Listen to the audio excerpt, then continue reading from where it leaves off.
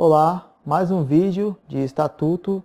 Vou falar hoje dos deveres, das proibições e das responsabilidades. Mesmo esquema, vou ler a lei aqui para vocês, vou explicar algumas partes que eu entender.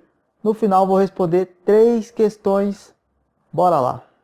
Então aqui título 6 dos deveres, das proibições e das responsabilidades.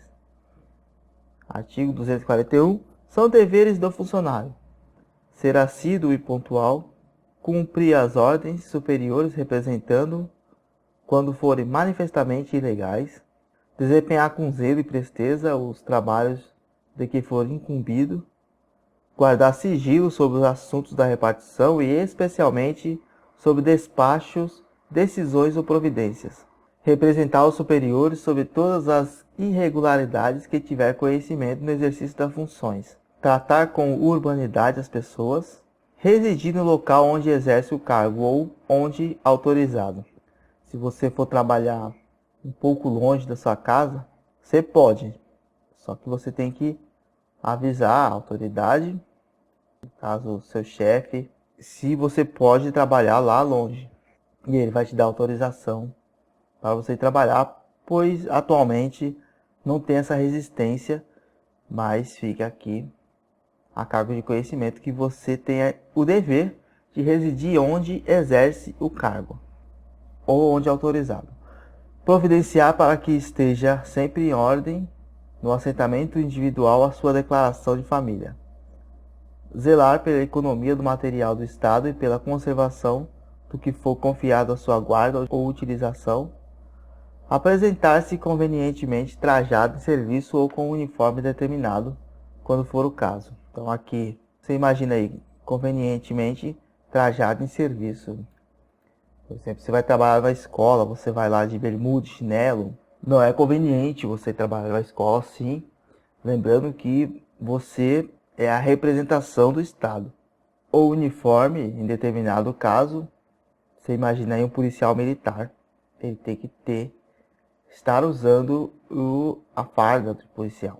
Atender prontamente com preferência sobre qualquer outro serviço às requisições de papéis, documentos, informações ou providências que lhe forem feitas pelas autoridades judiciárias ou administrativas pela defesa do Estado em juízo. Cooperar e manter espírito de solidariedade com os companheiros de trabalho.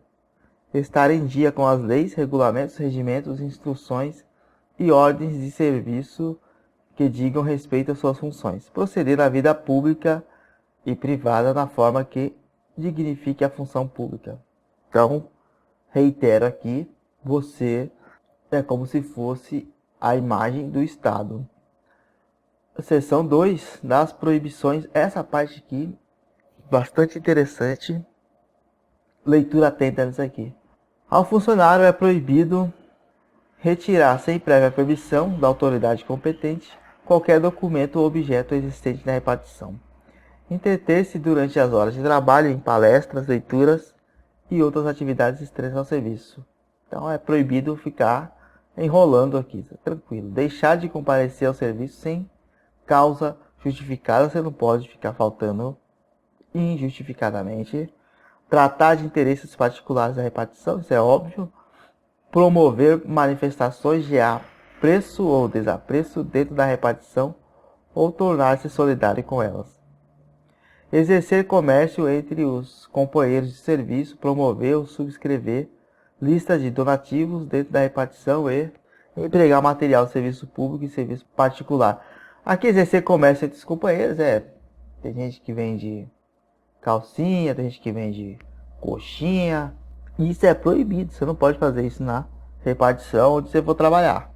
É proibido ainda ao funcionário fazer contratos de natureza comercial e industrial com o governo para si ou como representante de outrem.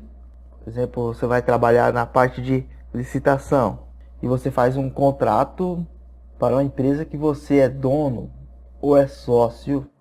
Isto é proibido, inclusive dá processo de demissão.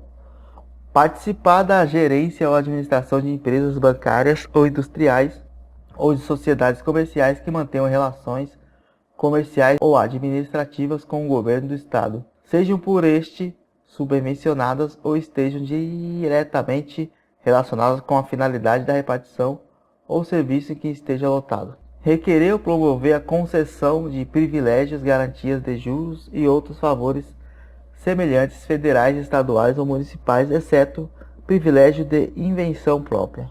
Exercer mesmo fora das horas de trabalho, emprego ou função em empresas, estabelecimento ou instituições que tenham relações com o governo em matéria que se relacione com a finalidade da repartição ou serviço em que esteja lotado.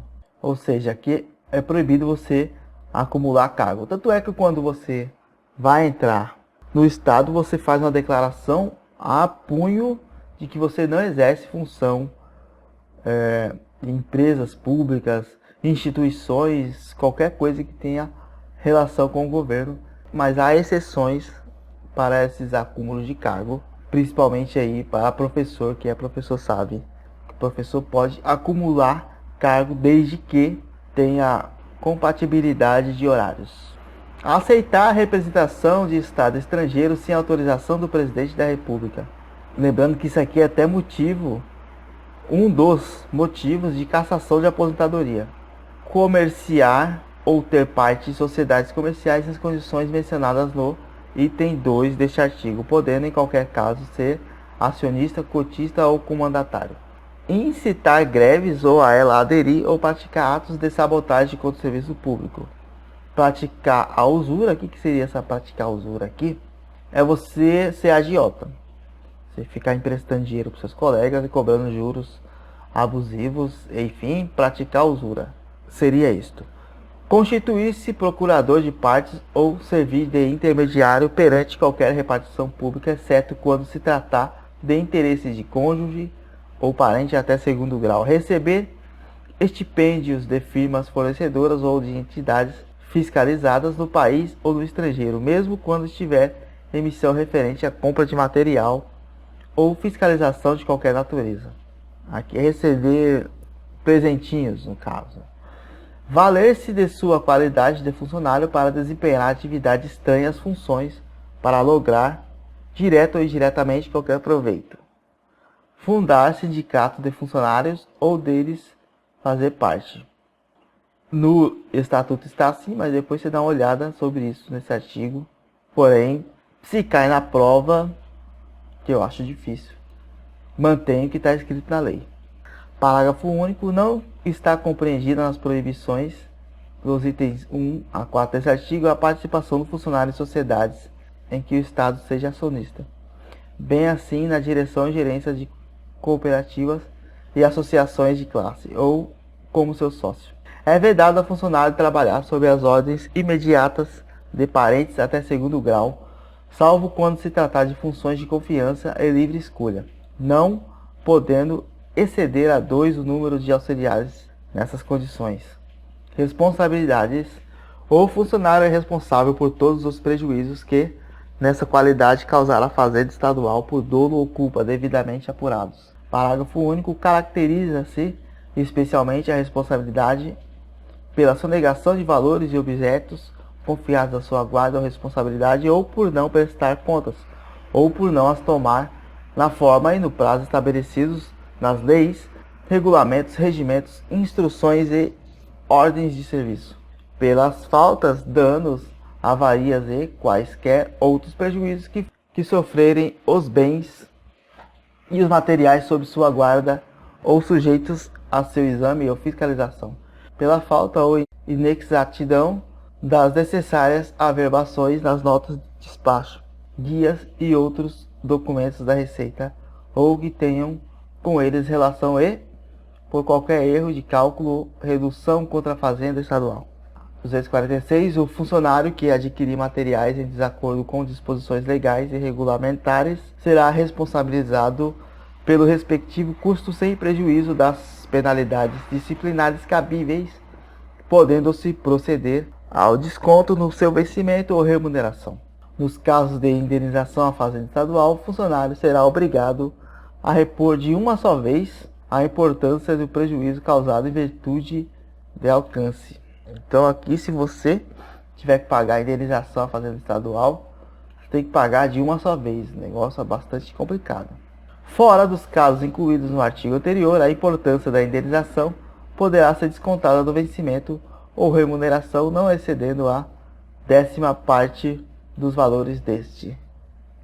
Parágrafo único. No caso do item 4 do parágrafo único do artigo 245, não havendo má-fé, será aplicada a pena de repreensão e na reincidência a de suspeição. Será igualmente responsabilizado o funcionário que, fora dos casos expressamente previstos nas leis, regulamentos ou regimentos, cometer a pessoas estranhas às repartições ou desempenho de encargos que lhe competirem ou aos seus subordinados. 250. A responsabilidade administrativa não exime funcionário da responsabilidade civil ou criminal, que, no caso couber, nem o pagamento da indenização a que ficar obrigado, na forma dos artigos 247 e 248, o exame da pena disciplinar em que incorrer. A responsabilidade administrativa é independente da civil e da criminal. Será reiterado ao serviço público no cargo que ocupava e com todos os direitos e vantagens devidas do servidor, absolvido pela justiça mediante simples comprovação do trânsito em julgado de decisão que negue a existência de sua autoria ou do fato que deu origem à sua demissão. O processo administrativo só poderá ser sobrestado para aguardar decisão judicial por despacho motivado da autoridade competente para aplicar a pena. Com isso, terminamos aqui a leitura. Aqui não deu para explicar muita coisa, que ia ficar muito extenso, mas basicamente é isso: os deveres, as proibições e as responsabilidades. Vou resolver a primeira aqui. Acerca das responsabilidades do funcionário, julgue as afirmativas com C, certo, e errado, e assinale a alternativa correta. Então vamos ter que colocar certo e errado.